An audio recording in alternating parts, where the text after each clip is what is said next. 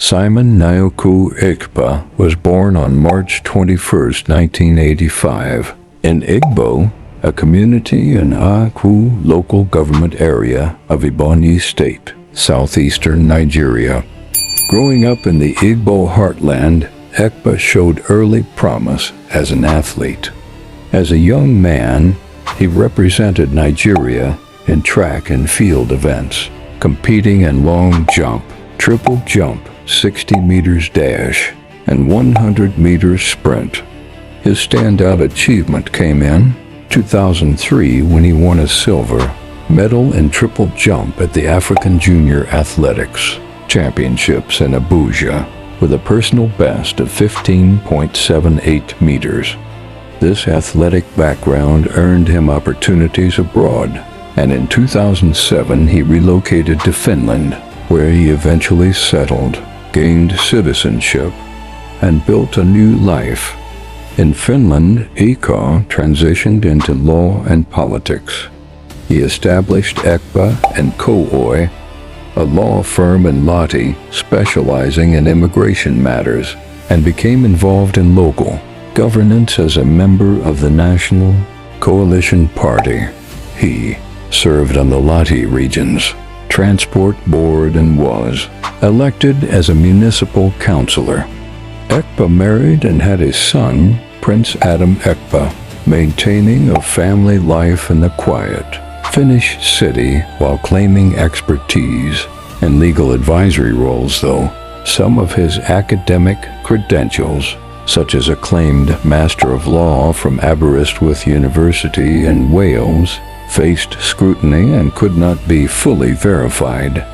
Ekpa's path took a dramatic turn around 2019 when he became deeply involved in the Biafran independence movement, a cause rooted in the historical grievances of the Igbo people following the 1967 to 1970 Nigerian Civil War, during which the short-lived Republic of Biafra fought for secession.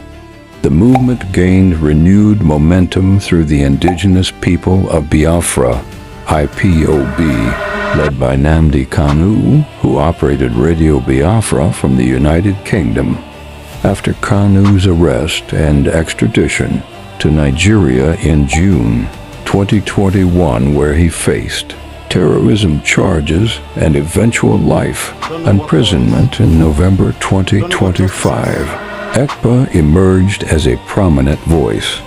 In July 2021, Ekpa was appointed as a lead broadcaster for Radio Biafra. His fiery online broadcasts quickly attracted a following, but tensions arose. IPOB leadership accused him of breaching organizational rules, and he was removed from the role. Undeterred, Ekpa formed a faction known as IPOB Autopilot. By 2022, from his base in Finland, he declared the full activation of a Biafra government in exile, BGIE. In 2023, he was proclaimed Prime Minister of the rebranded Biafra Republic Government in Exile, BRGI, operating with offices reportedly in the United States and issuing declarations on Biafran affairs. Ekpa's activities intensified.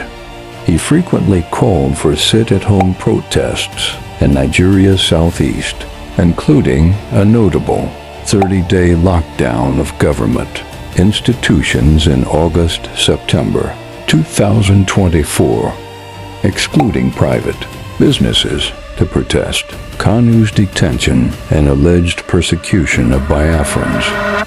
These actions, broadcast via social media, were credited by supporters with pressuring the Nigerian government but criticized by others, including mainstream IPOB, as disruptive and linked to enforcement violence by armed groups.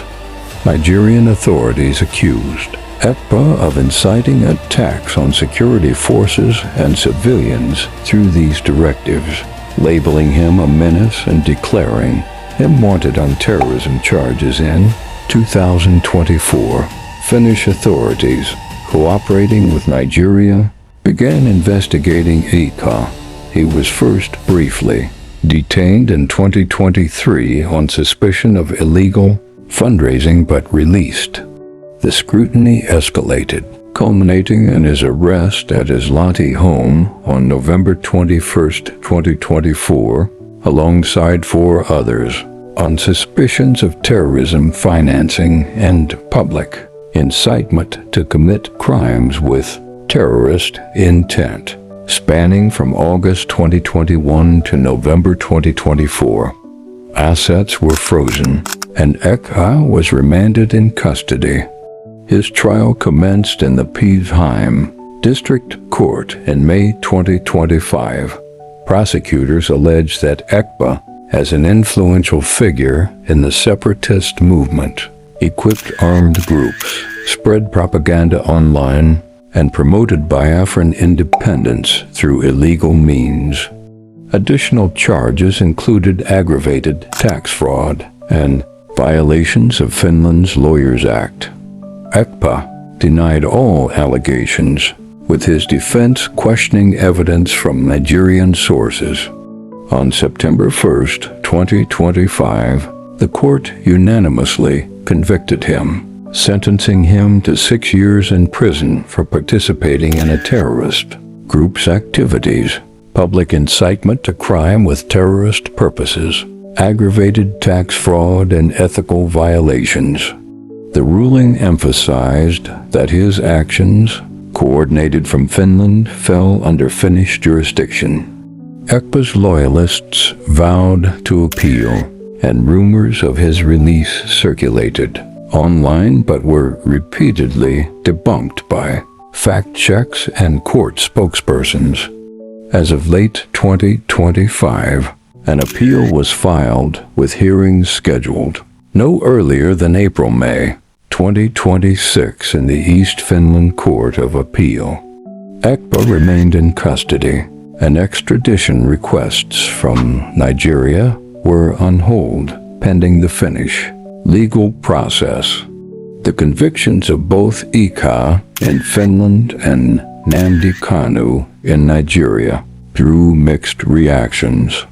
Nigerian military officials credited the imprisonments with contributing to improved security in the southeast, citing reduced attacks and enforced sit-at-homes in late 2025 and early 2026. IPOB distanced itself entirely from Ekpa, calling him unaffiliated and accusing the government of using his case to smear Kanu's peaceful advocacy. Critics argued that any calm stemmed more from heavy military presence than resolution of underlying issues. By January 2026, Salmon Ekpa, once an athlete leaping tracks in Nigeria, a counselor in Finnish local politics, and a self-proclaimed prime minister in exile, found himself incarcerated, his broadcasts silenced, and his faction fragmented. His story became a cautionary tale of how digital activism from afar could collide with international law, leaving the broader Biafran self-determination quest at a crossroads amid ongoing debates over peace, justice, and regional autonomy in Nigeria's southeast.